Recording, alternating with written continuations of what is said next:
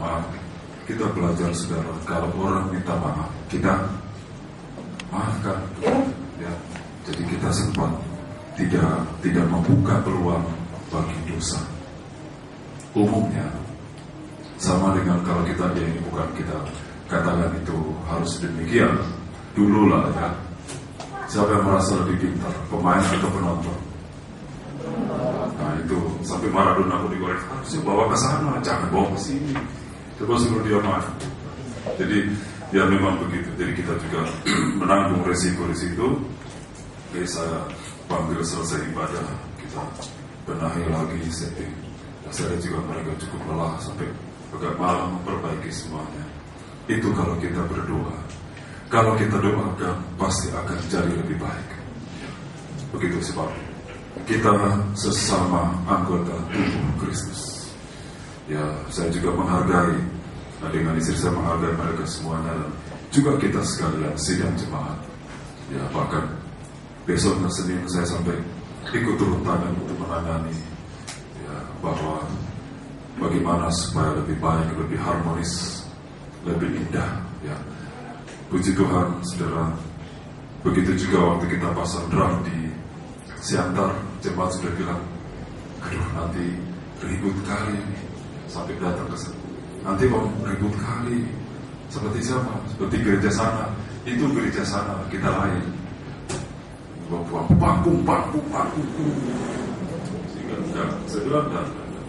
Jadi lama, sudah sampai 3 minggu belum dipergunakan, masih terus disetting, dikasih perdam semuanya. Sampai nanti kalau sudah Tuhan izinkan itu dimulai, tidak mengganggu siapapun juga.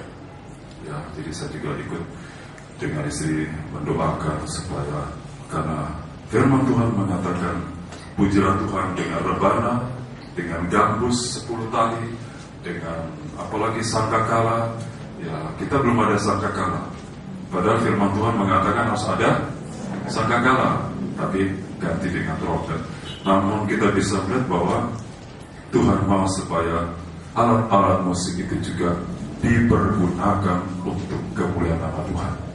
Ya, begitu saudara. Baik, kita akan melanjutkan dari Kidung Agung pasal yang ke-7 ayat 11 ya, sampai dengan ayat 12. 2 ayat ini ya, boleh silakan. Kidung Agung pasal 7 ayat 11 sampai 12, silakan. Demikian firman Tuhan. Mari kekasihku, kita pergi ke padang, bermalam di antara bunga-bunga pacar. Ya, padang atau desa, ya, countryside. Begitu ya, Ibu Lore. Itu desa. Jadi pergi ke padang, ke desa, bermalam di antara bunga-bunga pacar atau villa, village. Mari terus. Mari kita pergi pagi-pagi ke kebun anggur dan melihat apakah pohon anggur sudah berkuncup, apakah sudah mekar bunganya, apakah pohon-pohon delima sudah berbunga. Ya.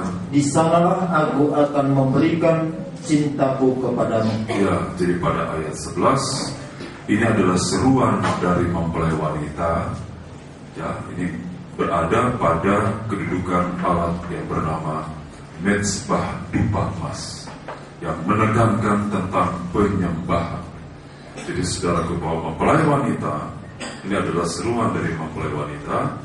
Juga satu waktu pergi ke desa. Minggu lalu saya sudah terangkan bahwa desa itu adalah sesuatu yang kontras dengan kota. Di kota tidak ada henti, di Jakarta sana 24 jam, di Medan juga demikian, namanya kota-kota besar. Di sana hampir tidak ada henti. Ya, denyut nadi kehidupan terus berjalan, siang malam, pagi buta dan sebagainya. Hujan, badai, banjir pun aktivitas terus berjalan. Ya, seperti tidak ada hentinya. Dan kota cenderung dengan kehidupan yang kemewahan dan materialistis. Ya. Apakah kita juga demikian materialistis? Tentu tidak. Ya. Kita boleh kaya, tapi jangan materialistis. Tuhan berkuasa mengkayakan kita, Tapi Tuhan tidak bermaksud supaya kita menjadi orang yang materialistis. Istilah bahasa hari-hari, mata duitan, tidak. Baik hamba Tuhan maupun sidang jemaat, asal ada makan dan pakai cukuplah. Jadi Tuhan menyucikan hati kita. Karena itu dari situ Tuhan juga melatih untuk kita mengembalikan milik Tuhan sepersepuluh. Yang kita kembalikan kepada Tuhan melalui di mana jiwa itu terpelihara. Perpuluhan itu dimulai dari zaman Abraham. Abraham menerima roti dan anggur dari Melkisedek, dan kemudian Abraham mengembalikan sepersepuluh. Belum ada hukum, belum ada Alkitab, belum ada yang menerangkan. Dari mana dia tahu? Tentu dari Tuhan. Mengapa Tuhan berbicara tentang milik Tuhan? Karena hati Abraham ingin mengasihi Tuhan. Kalau kita ingin melakukan firman, kalau kita ingin mencintai Tuhan lebih dalam, nanti Tuhan akan memberikan kita pengertian-pengertian akan kebenaran firman. Itu dari Abraham. 500 tahun sebelum Taurat itu diberikan Tuhan kepada Musa. Dan Abraham kemudian turun ke Ishak dan juga sampai ke Yakub. Kejadian kitab 28 mengatakan Yakub bernasar, aku akan mengambilkan sepersepuluh. Dari mana dia tahu? Dari ayahnya. Dari mana dia tahu? Dari ayahnya, opungnya. Iman itu turun temurun. Dari mana anak kita tahu mengembalikan milik Tuhan? Dari kita orang tua. Satu waktu anak saya kembalikan milik Tuhan 20.000. Ya, dia ada jual kecil-kecilan sambil sekolah. Kita tidak larang. Mak, ini perpuluhanku 20.000, tapi kurang 1.000 tambah raya, biar kena 20. Ya sudah. Ya. Jadi situ kita belajar. Kita harus memulai dengan benar supaya seterusnya benar. Mungkin kita katakan, saya besar dan Tuhan itu tidak kekurangan. Ya. Namun Tuhan melatih kita agar kita jangan materialistis.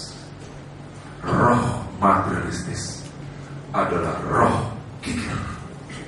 Dan roh kikir ini sama dengan penyembah berhala. Kalau materialistis, kita tidak mengasihi Tuhan. Bahkan diri sendiri pun dia tidak mengasihi. Orang kikir itu tidak mengasihi dirinya sendiri. Dia tidak kasih. Dia lebih kasihi hartanya. Dia tidak mau berpisah dari hartanya. Sampai ada orang kaya, saudara, saking dia materialistis, untuk beli sesuatu bagi dirinya saja dia tidak. Dia rasa rugi untuk dirinya. Hati-hati, saudara, kalau memang terjebak dalam roh kikir ini, untuk dirinya sendiri dia rasa rugi. Ya, jadi kalau dia beli ikannya, ya dia masukkan di air. Asal ada rasa-rasa ikan, dia sembunyikan simpan supaya bisa bertahan satu minggu. Jadi kita hati-hati, saudara. Saya juga hamba Tuhan, jangan sampai menjadi hamba Tuhan yang materialistis. Walaupun kita tinggal di kota, tapi desa adalah kehidupan yang tenang, kehidupan yang lepas dari kemewahan, kehidupan yang sederhana, kehidupan yang bergotong royong. Ya, nah kita baca dulu, saudara, taruh tanda di Kidung Agung pasal 7. Bab nanti saya akan menekankan pada ayat 12. Ya. Surat 1 Korintus pasal 5. 1 Korintus pasal 5. 1 Korintus pasal 5 ayat 11. Demikian firman Tuhan. Tetapi yang kutuliskan kepada kamu ialah supaya kamu jangan bergaul dengan orang yang sekalipun menyebut dirinya saudara atau anak Tuhan adalah orang cabul. Orang cabul tidak mau dikuduskan, Kikir, penyembah berhala. Jadi cabul, maafkan saudara ya, kikir dan penyembah berhala satu garis. Tuhan mau melepaskan kita dari roh penyembah berhala dengan cara kita mengembalikan milik Tuhan. Orang desa, karena kami ada juga jemaat di desa. Saya tidak katakan harus demikian, ya, tidak. Tapi orang desa ini, apa makanannya? Nasi putih, ikan, asin. Ya, dia nggak tahu itu beef steak, nggak tahu dia. Ya, hamburger, nggak tahu. Pizza Hut, nggak tahu dia. Pokoknya kenyang, tidur, itu. Ya, dia ada, pokoknya makan nasi panas, ikan asin. Ya, walaupun baru mencangkul, hanya cuci tangan gini, udah makan. Enak sekali. Ya, kalau kami dulu ada didikan Belanda, maka harus duduk meja makan, tidak boleh bersuara, harus pakai serbet di dada, serbet di kaki, supaya kalau ada tumpah janganlah jatuh ke lantai. Ya, dan makan jangan ada kedengaran sendok, jangan namanya tang, nggak boleh. Makannya pun nggak harus. Ya itulah didikan. Ya. Kalau ngambil sayur nggak boleh kan, tarik, nanti belepotan berceceran. Angkat baik-baik. Itu terbawa bertahun-tahun. Masuk saya di siantar, angkat kaki, makan saya. Enak juga. Gak seperti saya, sendok jatuh, ganti. Jangan pakai sendok itu. Itu sudah jatuh. Nah, tangan kita ini jatuh berapa kali. Cuci tangan, makan dalam nama Yesus. Sehat. Sehat. Ya. Itulah kesederhanaan orang desa. Jadi begitu simpel sekali. Ya, soal higienis, kebersihan, kota lebih disiplin dibanding orang desa. Tapi saya mau tanya, siapa lebih sehat, orang desa atau orang kota? Desa. Sudah 80 tahun masih bisa mencangkul. Kita 40 tahun dan opname, check up. Ya, dari ujung rambut sampai telapak kaki, buka belakang kiri kanan atas bawah, check up semua, general check up. Orang desa itu, ya bangun. Ada satu orang desa dia sehat karena tiap pagi metik kopi. Jadi berdiri, taruh, berdiri. Jadi tanpa dia sadari, tiap hari dia sport. Jadi tulang-tulangnya kuat. Nah itulah desa. Ya, lepas dari segala kemewahan, dalam keheningan, dalam kesenyapan, dalam kesederhanaan. Ya, boleh kita ada di kota, ada yang di desa, ada yang di kebun. Namun Tuhan mau supaya ada saat-saat tertentu kita bersaat teduh dengan Tuhan. Ya, kita melepaskan segala kepenatan. Kita mau duduk di kaki Tuhan, kita mau baca firman, kita mau menyembah Tuhan, kita mau memuji Tuhan. Kita hidup dengan pola hidup yang sederhana. Ya, bukan harus sederhana, nasi putih, air putih, sendok putih, gelas putih, piring putih semua. Bukan begitu. Tapi artinya hidup sederhana itu seperti Tuhan ajar. Bapa kami yang di surga, berikanlah kami pada hari ini makanan kami yang secukupnya. Percaya bahwa tiap hari Bapa kita di surga menyediakan berkat untuk kita anak-anaknya. Begitu pikiran yang sederhana, yang polos, yang suci, yang kudus. Ya, begitu sudah. Jadi ada satu waktu kita berdoa, kita menyembah di dalam suasana yang begitu tenang sekali. Ya, nah itu istilahnya ini mempelai warga Tuhan. Sekali lagi saudara, bukan berarti kita harus pindah ke desa. Tidak. Tapi walaupun kita ada di kota, namun desa itu bicara tentang kesederhanaan, ketulusan, kepolosan. Saya punya pengalaman saudara. Waktu saya ke Jakarta, saya tanya satu rumah kepada orang di situ. Di mana, maaf, numpang tanya, di mana rumah ini? Oh, nanti bapak ke sana, belok kiri, terus nanti belok lagi, padahal rumahnya di sebelah. Tapi orang desa, di mana Pak rumah? Oh di sana, di sebelah gunung itu, di sana Pak. Dan apa yang ditunjuk itu tepat. Hanya bedanya, saya punya pengalaman 1 kilometer orang desa sama dengan 10 kilo orang kota. Bagi dia naik gunung turun itu dekat. Kita lah. Ya. Jadi begitu saudara kita, begitu simpel sekali orang desa itu tulus. Kalau kita tanya, dia jawab. Ya, begitu. Hati anak Tuhan itu kalau menyembah, hatinya tulus, ikhlas. Apa bahasa kita ini? Dada neko-neko ya. Dada neko-neko. Ya di atas ya, tidak di atas tidak.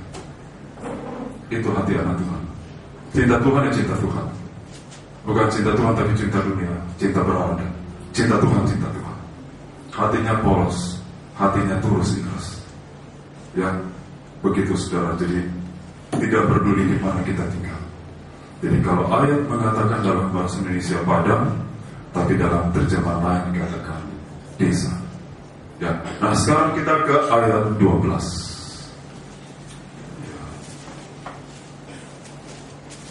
Ayat 12, Kidung Agung pasal 7 ayat 12. Baik, sekarang kita akan masuk lebih jauh saudara. Ayat 11 tolong ayat 12 ya Pak, sekali lagi diulang. Ini kan. Mari kita pergi pagi-pagi ke kebun anggur dan melihat apakah pohon anggur sudah berkuncup, apakah sudah mekar bunganya, apakah pohon-pohon delima sudah berbunga. Di sanalah aku akan memberikan cintaku kepadamu. Ya, terima kasih. Saudara, di sana, di mana? Di kebun anggur. Saudara guru saya mengajar, mungkin lalu saya sudah sampaikan, bahwa kamar-kamar kita harus bagikan taman Getsemani dan kebun anggur, di mana kita bisa menyembah Tuhan. Pergunakan kamar itu juga untuk sembahyang. Kitab Daniel pasal yang ke-6.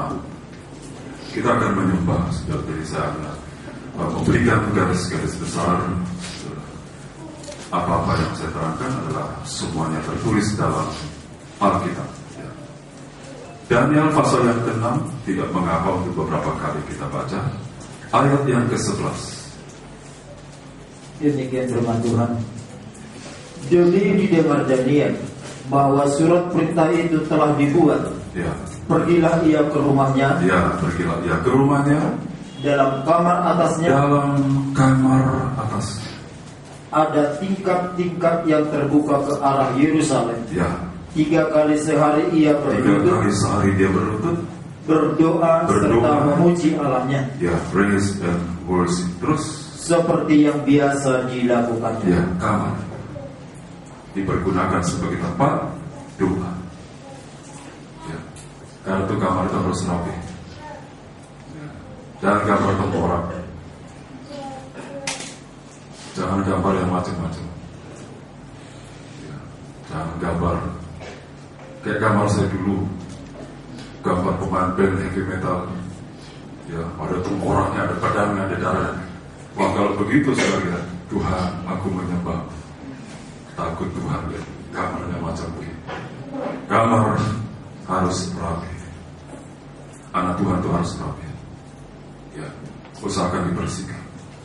Saya melihat di bawah. Ya, saya memang tidak suka apa-apa saya kasih pengumuman, saya tidak mau begitu. Tapi kalau saya sudah lihat agak keterlaluan, harus diberitahu. Di lantai bawah. Ya, seringkali jemaat mungkin ada yang menunggu atau apa. Saudara tidak dilarang saudara makan di situ. Tapi jangan buang sampah di lantai itu. Itu ruang ibadah sekolah minggu itu. Jangan sembarang buang sampah di situ. Letakkan aja begitu. Terus terang, saya sering sapu di bawah. itu ada tempat sampah, buang di situ. Kalau kita bersih, dimanapun kita tidak akan mau mengotori. Ya, saya tidak larang semua itu, jangan makan di sini. Tadi Om sudah bilang, makan di sana. Di sini tidak boleh dikotori, di sana boleh. Sama, dimanapun tidak boleh. Ya, silakan saudara, boleh sambil menunggu. Tapi saya melihat terkadang sedih saya lihat sampai guru sekolah ini kasih pengumuman di toilet, dilarang buang sampah di sini. Masih juga latih anak-anak kita, jangan buang perempuan itu kulitnya dilatih. Ingat di situ tempat ibadah, amin. Itu anak sekolah ini, walaupun itu anak-anak, saya sendiri tidak pernah itu. Saya terkadang membersihkannya itu. Ya, kamar kita pakai sebagai tempat doa. Untuk itu kamar usahakan bersih dan rapi. Saya tidak katakan harus mewah, bersih. Usahakan demikian. Sebab itulah kekuatan kita. Nanti saya tunjukkan, saudara. Ya, sekarang kita kembali, saudara. Jadi kamar-kamar kita harus buat bagaikan kebun anggur dan atau taman Getsemani. Di sana kita secara pribadi menyembah Tuhan Yesus. Sekarang kita lihat ayat 12. Mari kita pergi pagi-pagi. Ini bicara tentang timing waktu yang paling indah. Menyembah di apa tadi? Pagi-pagi. Tuhan juga begitu. Pagi-pagi dia bersembahyang. Timing yang paling tepat adalah pagi-pagi. Itu merupakan satu lembaran hidup yang baru. Masih baru, masih aman, masih rahasia. Kita sudah berangkat menyembah Tuhan. Kita sudah mengundang Tuhan. Mana roti yang turun dari surga? Turunnya kapan? Pagi-pagi hari. Lambat mereka mengambil, mana itu menjadi cahaya. Lambat kita sembahyang pagi hari, tidak ada kekuatan kita menghadapi satu hari esok itu. Gunakan pagi-pagi hari untuk sembahyang. Mungkin ada saudara yang jemaat juga di Siantar begitu, ada yang jam 3 pagi udah bangun untuk pergi ke pajak, ya jualan. Kalau memang begitu, waktu kita untuk start, ada yang start cari nafkah pagi hari, maka kita harus tidur lebih cepat lagi. Cepat selesaikan boleh kita istirahat, agar kita bisa bangun pagi-pagi untuk berlutut menyembah Tuhan. Tidak usah takut, saudara. Tidak usah takut menghadapi satu hari. Berlutut pagi-pagi hari, mempersilakan Tuhan berjalan di depan kita, mempersilakan Tuhan mendahului kita. Siapa kita manusia yang tahu akan hari? Manusia hanya bisa meramal, memprediksi, tapi tidak berani memastikan. Hanya Tuhan yang tahu, karena Dia Alfa dan Omega. Jangan biarkan pagi-pagi itu berlalu begitu saja. Jangan. Mereka yang ikut dengan kami di pastori beberapa hari ini kan ada yang dikerjakan. Selain hari selesai kami dari Medan, di hari lain kami tidak ke Medan. Saya bangunkan mereka semua. Kita bangun pagi-pagi untuk kita sembahyang menyembah Tuhan. Kitab Keluaran pasal 8. Kitab Keluaran pasal 8 ayat 20. Ini bicara tentang timing, ya. Timing. Waktu.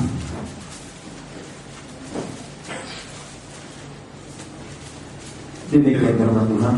Tulang keempat alat lalat pikat. Lalat pikat. Ya, terus. Berfirmanlah Tuhan kepada Musa, bangunlah pagi-pagi. Bangunlah pagi-pagi. Dan berdirilah menantikan Firaun. Ya, Firaun. Dalam satu sisi, Firaun itu menggambarkan iblis. Ya, mari terus. Pada waktu biasanya ia keluar ke sungai, dan katakanlah kepadanya. Biasa pagi-pagi dia keluar ke sungai itu apa? Mandi dan sebagainya. Semua kotoran dibuang pada pagi hari, mengalir di sungai Nil. Yang Nil itu sungai yang membelah Mesir. Saya belum pernah ke sana, hanya melihat dari peta saja. Ya beda ya. Di situ zaman Fir'aun dulu. Saya tidak tahu zaman sekarang, tapi zaman dulu seperti Alkitab mengatakan sumber kehidupan orang Mesir, termasuk Israel. Fir'aun mandi, melepaskan semua kotoran. Kalau Fir'aun merupakan gambaran dari iblis, maka iblis juga melepaskan dosa, sehingga banyak kehidupan itu makannya dari hasil dosa. Minum yang bertentangan dengan firman Allah, makan yang bertentangan dengan firman Tuhan, cari nafkah yang bertentangan, dan sebagainya, dan sebagainya. Karena itu Tuhan memerintahkan Musa, Musa, pergi kamu, cekat lebih dulu. Sebelum dia mandi, apa yang dibicarakan oleh Musa? Silakan Pak. Dan katakanlah kepadanya, ya. Beginilah firman Tuhan. Ya. Biarkanlah umatku pergi, supaya mereka beribadah kepadaku. Nah, apa yang dibicarakan? Ibadah. Pagi-pagi hari kita bangun, biar Roh Kudus beri kemampuan untuk membangunkan kita semuanya. Kita menyembah. Setelah kita menyembah, lebih dulu kita memuji Tuhan, membaca Alkitab. Sudah ada jadwal Alkitab itu membaca. Setelah itu kita angkat pujian dan kita menyembah. Setelah itu kita mengikat, mematahkan segala roh-roh yang mengalir dalam dunia ini di mana kita hidup, sehingga oleh pertolongan Roh Kudus kita dimampukan hidup benar. Kita bisa makan, minum, pakai. Itu tidak bertentangan dengan firman Allah. Karena kita sudah mengikat lebih dulu, mematahkan segala roh-roh jahat demi nama Tuhan Yesus. Pagi itu dihadap lebih dulu, pagi diserang lebih dulu iblis itu. Amin. Sebelum dia mempengaruhi kita. Cara soal ibadah pagi hari, ya, itu timing yang tepat. Jangan lalukan. Kalau mungkin dulu terlewatkan begitu saja, biarlah pada petang malam hari ini, kalau firman itu turun mengingatkan kita, mari kita bangun pagi-pagi, sembahyang lebih dulu, libatkan Tuhan di dalam segala aktivitas kita nanti, bukan dengan kuat dan gagah kita, tapi oleh kuasa Roh Kudus. Tuhan itu berkuasa menyertai kita. Ya. Kemudian Daniel pasal 6 tadi, akibat sembahyang puasa ibadahnya Daniel dilempar ke gua singa. Daniel dilempar ke gua singa. Ada kata soal ibadah. Ayat 17. Ya, hari Senin lalu kita sudah baca. Tidak mengapa. Sama demikian firman Tuhan. Sesudah itu raja memberi perintah, lalu diambillah Daniel dan dilemparkan ke dalam gua singa. Ya. Bicaralah raja kepada Daniel, Allahmu yang kau sembah dengan tekun, dialah kiranya yang melepaskan engkau. Ya, satu waktu tidak ada orang yang dapat menolong kita. Tuhan yang kita sembah dengan tekun. Usahakan jangan sering absen. Yang kita tekuni, ibadah yang kita tekuni, firman yang kita tekuni baca, sembahyang yang kita tekuni. Ya, mari. Ayat 20, ayat 19, Daniel sudah dilempar ke gua singa. Dari petang sepanjang malam dan di gua singa seorang diri. Ayat 19. Lalu pergilah raja ke istananya, dan berpuasalah ia semalam-malaman itu. Ia tidak menyuruh datang penghibur-penghibur, dan ia tidak dapat. Perhatikan ayat 20. Pagi-pagi sekali, ketika pasar menyingsing, bangunlah raja dan pergi dengan buru-buru ke gua singa. Ya, pagi-pagi sekali, masih subuh. Ya. Dan ketika ia sampai dekat gua itu, berserulah ia kepada Daniel dengan suara yang sayu. Berkatalah ia kepada Daniel, Daniel, hamba Allah yang hidup. Daniel itu bukan pendeta. Daniel hanya anak Tuhan. Tapi raja mengakui Daniel adalah hamba Allah. Jadi soal hamba Allah itu bukan dari kependetaannya, tapi dia dari ketempunan kita beribadah. Ini Daniel. Dia seorang terlibat di dalam pemerintahan perpolitikan, tapi dia bisa hidup benar. Ini kaki Demas dan Demas, pendirian yang benar dari seorang anak Tuhan atas ibadahnya. Itu dia pertahankan mati-mati. Dia rela tinggalkan itu jabatan. Kalau dia harus menyembah berhala, dia tinggalkan jabatan. Ternyata Tuhan menjaga jabatannya. Amin. Kalau kita tidak yakin itu sama Tuhan, kalau kita buat sembahyang, kita yakin nanti. Yakin sekali karena kita begitu dekat dengan Tuhan. Ya, mari teruskan Pak. Allahmu yang kau sembah dengan tekun, telah sanggupkah ia melepaskan engkau dari singa-singa itu? Ya, teruskan. Lalu kata Daniel kepada raja, Ya Raja, kekallah hidupmu. saat kapan? Pagi-pagi sekali dia udah menyaut, karena memang dia cinta pagi-pagi bersembah, pagi, siang, malam. Sehingga pagi-pagi itu dia standby. Pemazmur mengatakan, aku bangun pagi-pagi dan membakar korban serta menanti-nantikan Tuhan.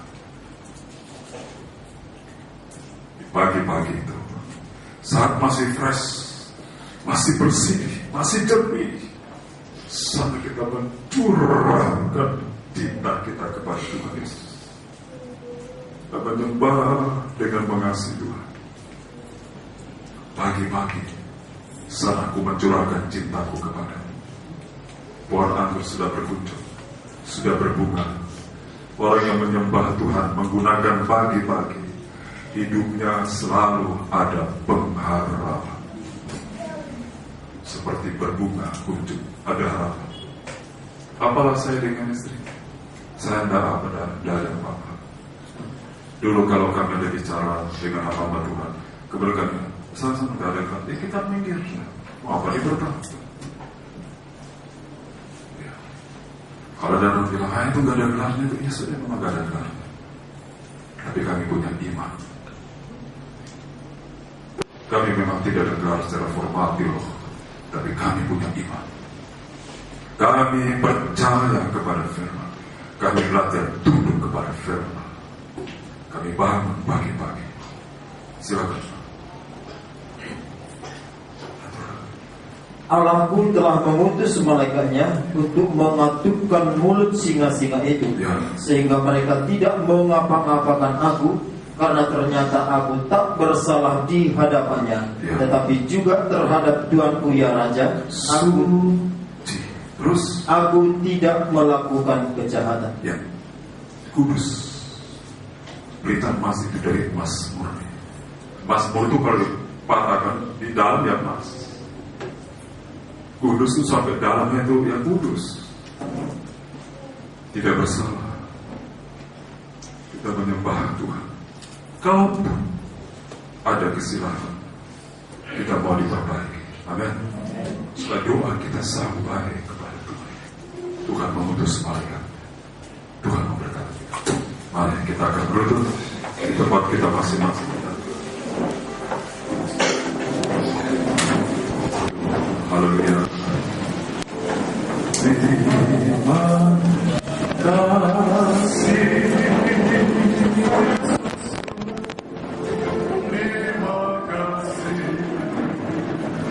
Yesus,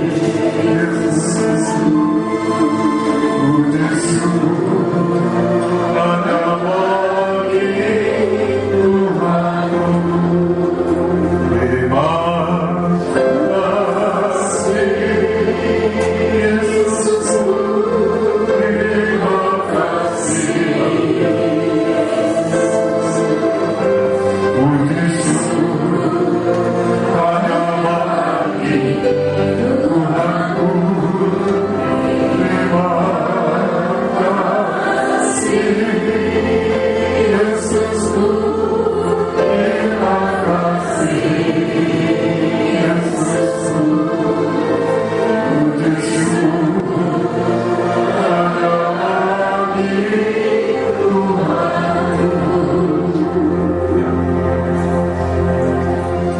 Mari kita belajar. Yesus pun bangkit pada pagi-pagi hari. Di saat murid-murid dalam keadaan putus asa, Tuhan bangkit lebih dulu. Mari saudara, pergunakan timing setiap pagi yang Tuhan beri bagi kita untuk membakar korban, yaitu mempersembahkan tubuh ini untuk menyembah. Jangan takut, jangan khawatir. Tuhan yang kita sembah dengan tekun adalah Tuhan yang sanggup menolong kita. Oh haleluya. Kalau ada yang selama ini terlewatkan, terabaikan doa-doa pagi, biar malam sore hari ini menjelang malam Roh Kudus mengingatkan kita kembali, meneguhkan dalam hati kita,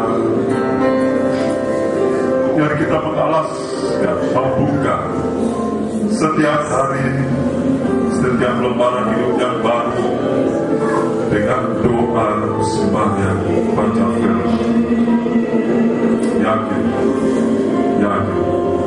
Tuhan yang kita sembah sanggup menolong kita. Terima kasih Yesusku, terima kasih Yesusku, puji syukur akan bagi Tuhanku. Terima kasih Yesusku, terima kasih